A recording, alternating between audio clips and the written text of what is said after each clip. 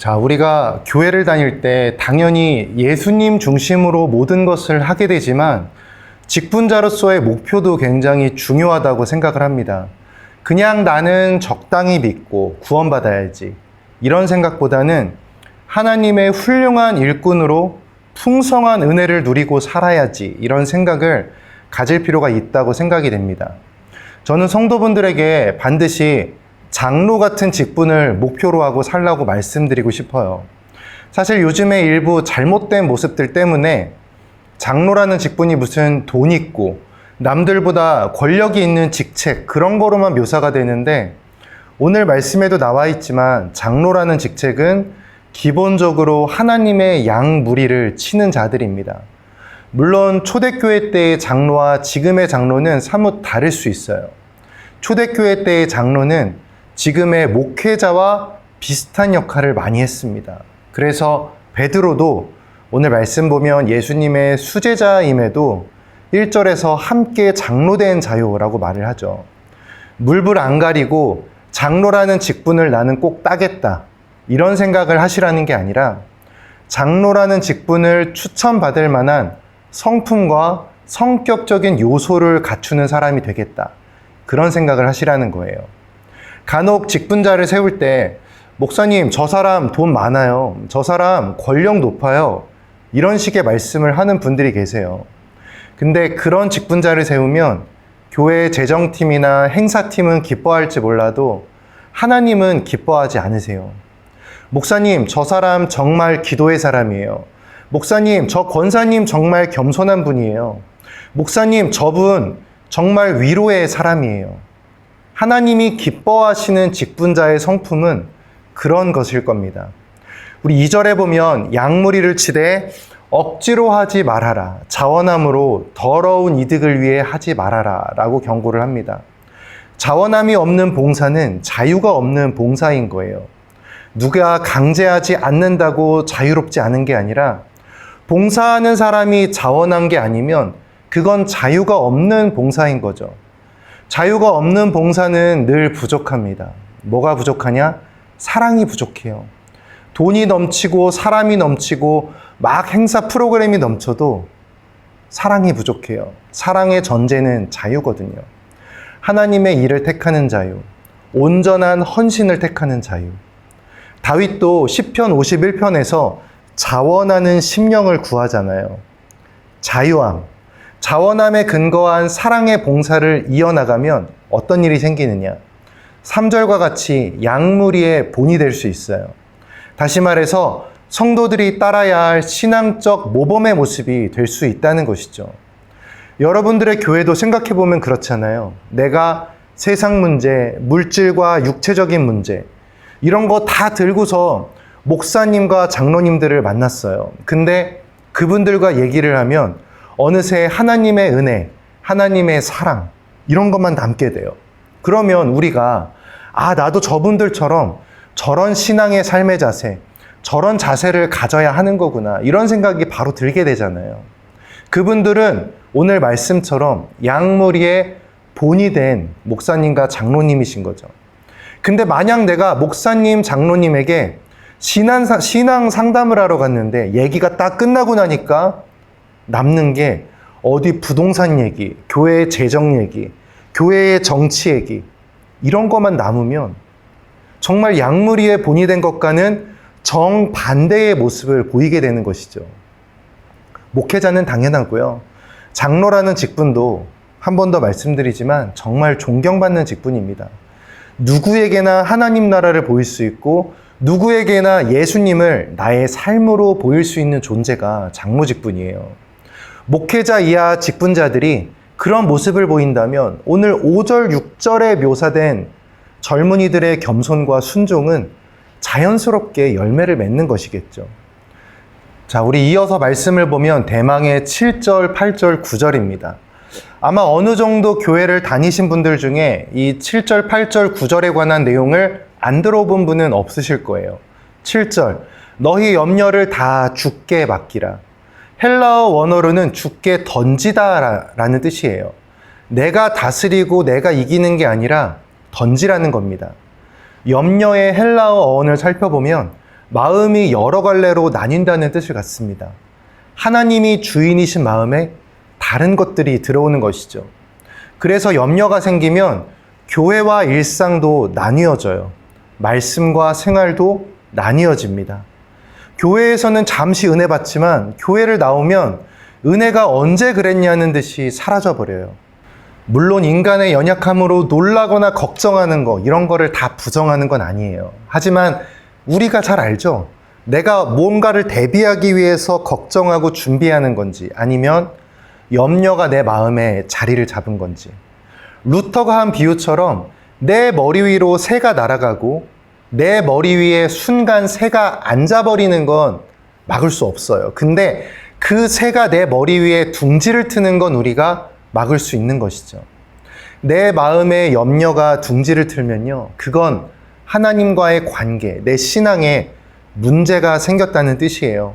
염려와 근심이 자리를 잡으면 하나님을 가리게 돼요. 기도하고픈 마음도 가리고 예배의 기쁨도 가리게 돼요. 그래서 하나님의 마음과 하나님의 시선으로 세상을 바라보지 못하게 만듭니다. 감정과 불안감, 내가 만든 불안한 환상, 그런 것들로 세상을 바라보게 돼요. 그래서 염려가 자리 잡은 사람은 실제 그 염려를 주는 상황보다 그 사람의 염려하는 마음이 더 위험한 상태인 거예요. 염려가 자리 잡은 사람은 실제 그 염려를 가져다 준 현실의 팩트보다 그 현실을 바라보는 염려적인 해석, 그의 해석이 더 위험한 상태인 거예요. 믿음의 확신, 여러분, 신앙의 확신이 있다는 게 뭘 말하는 걸까요? 나는 하나님에 대한 믿음이 있어, 이렇게 고백하는 분들도 그 고백이 모두 내 마음대로 해결될 거라는 건 아닌 거 다 아실 거예요. 믿음이 있다는 것은 하나님의 존재에 대한 확신이 있는 거예요. 믿음이 있으시다면 지금 당장 이 문제가 해결될 거야, 이렇게 확신은 못하더라도 이 문제 가운데 하나님이 계시다는 확신은 할 수 있어야 하는 것이죠. 여러분, 문제만 있는 게 아닙니다. 하나님도 계세요. 여러분, 고난만 있는 것이 아닙니다. 하나님도 계세요. 염려는 언제나 항상 계신 하나님을 없는 것처럼 가려버려요. 그래서 위험한 겁니다. 그러니 여러분, 7절 말씀처럼 염려가 있다면 그걸 내가 어떻게든 통제하려고 하지 마시고 주님께 던지세요. 이 원어적 의미처럼 주님께 던지세요.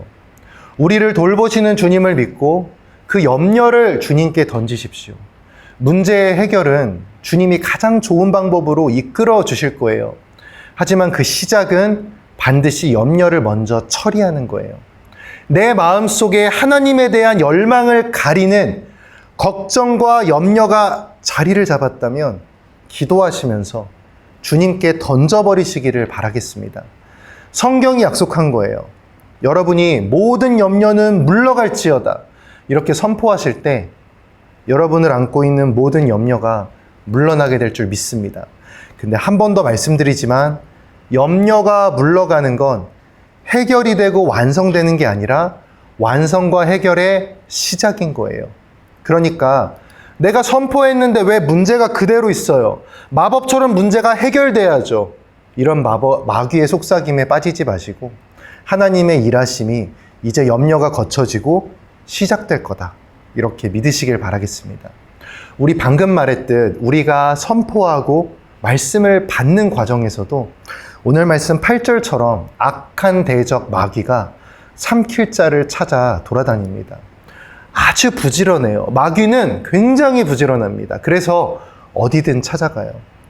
얼마나 어디든 찾아가냐 하면요, 성령 충만한 그 광야의 예수님에게도 찾아가요. 주님과 교제하는 제자들에게도 찾아갑니다. 예배 중에도, 기도 중에도 여러분을 찾아갈 수 있습니다. 얼마나 집요하게 여러분을 공격하느냐, 주님이 말씀으로 마귀를 대적하니까 마귀가 어떻게 하죠? 말씀을 활용해서 시험에 덫을 놓습니다. 그러니까 말씀 많이 한다고 그 덫에 안 걸리는 게 아니에요. 말씀을 달달달달 외우는데 실제 하나님의 말씀보다 천하 만국 영광을 더 좋아한 사람이라면 첫째 시험은 이겨내도 그 다음부터는 넘어지게 되는 겁니다. 다시 말해서 마귀의 유혹을 대적하는 사람은요, 말씀을 단순히 많이 아는 사람이 아니라 말씀이 삶으로 체화된 사람들이에요. 정말 말씀에 있는 것이 세상 것들보다 진리이고 중요하고 옳다라는 것을 내가 삶으로 확신해서 그것에 빠지지 않는 거예요. 유혹에 빠지지 않는 거. 근데 우리 그런 생각이 들 수 있죠. 마귀가 정말 이런 세상에 있을까요? 여러분, 그런 생각이 드는 건, 이 성경을 읽고 하나님을 믿는데도 그런 생각이 드는 건 두 가지 중 하나입니다. 영적으로 잠이 들어가지고 마귀가 안 보이거나, 아니면 마귀와 손잡고 동행하는 중이라 옆이 안 보이는 거예요. 마귀는 대적해야 하는 존재입니다. 마주보고 대적을 해야 되는데 어깨동무하고 걸으니까 보이질 않는 거죠. 잠에 들어가지고 꿈만 꾸니까 보이질 않는 거예요. 잠에 들어 꿈만 꾸면요, 전쟁터의 총알 소리도 놀이공원의 폭죽 소리처럼 들릴 수가 있어요. 인생이라는 여정을 놓고 볼 때 이 땅의 삶은 매우 짧은 것입니다. 하지만 짧지만 매우 중요한 구간인 거예요. 하루 중 우리가 편히 잠잘 수 있을 때도 있지만 절대 잠이 들어서는 안 되는 시점도 있는 것입니다. 예수님이 오신 이후의 시간, 오늘날은 이 영생의 관점에서 보면 절대 잠들면 안 되는 시기입니다. 말씀을 들고 예배를 드리고 밝은 빛이신 예수님을 마주보고 있어야 잠에 들지 않을 수 있습니다. 이어 베드로는 우리의 고난이 잠깐이라고 언급합니다. 이는 우리를 굳건하고 강하게 하기 위함이라고도 말하고 있습니다. 여러분이 고난이 없잖아요? 그럼 어떤 일이 발생하냐면요, 우리는 결코 하나님께 이렇게 기도하기 힘들어져요. 하나님, 저를 당신의 말씀대로 이끌어 주세요. 근데 그 말씀이 내가 보기 좋은 말씀일 때가 대부분이에요. 어려움이 없으니까 내 마음대로 하는데도 잘 인생이 가요. 아무 문제가 없으니까 그냥 나는 나대로 내 삶을 만들어 가겠습니다. 이렇게 기도하게 되는 거예요. 근데 주님이 보실 때 지금 그 상태의 삶으로는 절대 은혜를 받아낼 수가 없거든요. 주님의 은혜를 받기 어려운 상황이에요. 여기저기 깨져 있고 구멍이 나고 다 새가지고 주님의 은혜를 부어주셔도 다 새어나가서 세상 것들에게 무너지고 지게 되는 상태란 말이에요. 그러다가 세상에게 박살이 나고 깨져보면 알아요. 아, 내가 그런 상태였구나. 가끔은 주님이 은혜를 부어주시기 위해서 다시 빚기 위해서 누를 때도 있으시겠죠. 그렇게 박살이 나보면 확실하게 구하게 돼요. 주님, 저를 이전 같은 상태가 아니라 당신의 은혜를 충만히 받을 수 있는 그런 상태로 만들어 주시옵소서. 그런 인생을 우리의 토기장이신 주님께서 다시 누르셔서 은혜를 받고 전할 수 있는 그런 인생으로 만드실 겁니다. 고난이 유익과 영광이 될 수 있을 줄 믿으시기 바라겠습니다. 마지막으로 베드로는 믿음의 동역자를 위한 인사로 이 베드로 전설을 서신을 마무리합니다. 여기서 나오는 실루아노는 바울의 동역자 실라, 13절의 마가는 바나바와 함께 다녔던 마가. 바울과 바나바, 마가의 사이는 묘한 사이였어요. 마가의 모습에 바울이 실망하는 장면이 나오죠. 앞으로 나는 마가와 선교 못 다녀. 아마 마가가 힘들고 어려운 상황 속에서 조금 불평이 있었던 것 같아요. 그렇게 실망한 바울이 마가와는 선교 못 간다고 바나바와도 갈라지고 다투는 일이 생기죠. 주님의 인도하심일 수도 있고 마귀의 계략일 수도 있고 무엇인지는 몰라요. 하지만 분명한 건 분열이 난 거예요.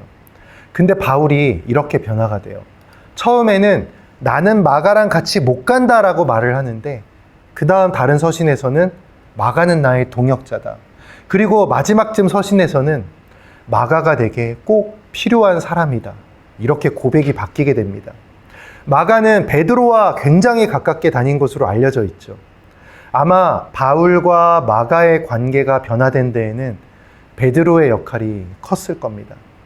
베드로는 베드로 전설을 통해서 깨어라, 양을 쳐라, 이런 권면을 많이 강조해요.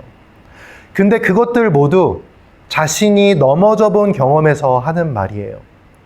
주님께서 겟세마네에서 기도하실 때 베드로는 잠이 들었습니다. 그 베드로는 주님을 부인했고 주님은 그 베드로를 바라보셨죠.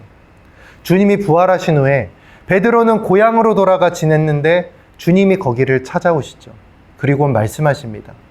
3번이나 내 양을 치고 먹이라고 말씀하세요. 곧이어 베드로도 이제 순교를 할 겁니다. 근데 베드로에게 있어서 순교보다 훨씬 더 큰 진정한 고난은 사실 주님을 부인하고 주님의 죽음을 목격했던 그때였을 거예요. 가장 크게 낭망하고 나는 주님을 부인했어. 이제 주님이 보이지도 않는데 이제 어쩌지? 이런 생각을 할 때인 거죠. 그런데 부활의 주님이 찾아와서 만나게 되었죠. 그것도 원망하고 책망하는 게 아니라 사랑과 평화의 메시지를 담아서 주님이 찾아오십니다. 아마 베드로는 그런 마음으로 넘어졌던 마가를 이제 주님과 같은 입장에서 일으켜줬을 수 있어요. 고난을 앞둔 성도에게 그런 마음으로 편지하는 걸 수 있어요. 과거 주님이 자신을 바라봤던 그 시선으로 고난을 앞둔 성도들에게 말하는 것일 수 있어요. 성도들이여, 고난은 올 수 있다. 주님이 계시지 않는 것처럼 느껴지는 고난, 주님을 배신하고픈 고난, 그런 게 올 수 있다. 그리고 여러분들이 주님을 혹여 배신할 수도 있다. 하지만 내가 분명히 말한다. 주님의 계심을 의심치 마라. 고난 중에도 주님은 너희와 함께 하신다. 넘어진 자에게도 손을 내미실 거고 배반한 자에게도 손을 내밀어 내가 너를 사랑한다. 이제 내가 너에게 했듯 누군가를 섬기고 복음을 전하고 양을 치거라. 환난이 다가올 수 있다. 하지만 먼저 넘어져 본 자, 나 베드로가 말한다. 주님의 계심을 의심하지 말아라. 제자들을 찾아와 하신 문안 인사, 예수님이 하셨던 문안 인사 뭐였죠? 평안하느냐, 평안하냐.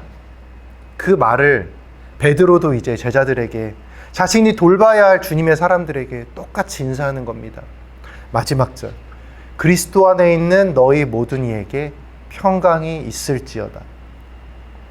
고난의 시기 염려의 마음을 품은 여러분, 그리스도 안에 거하십시오.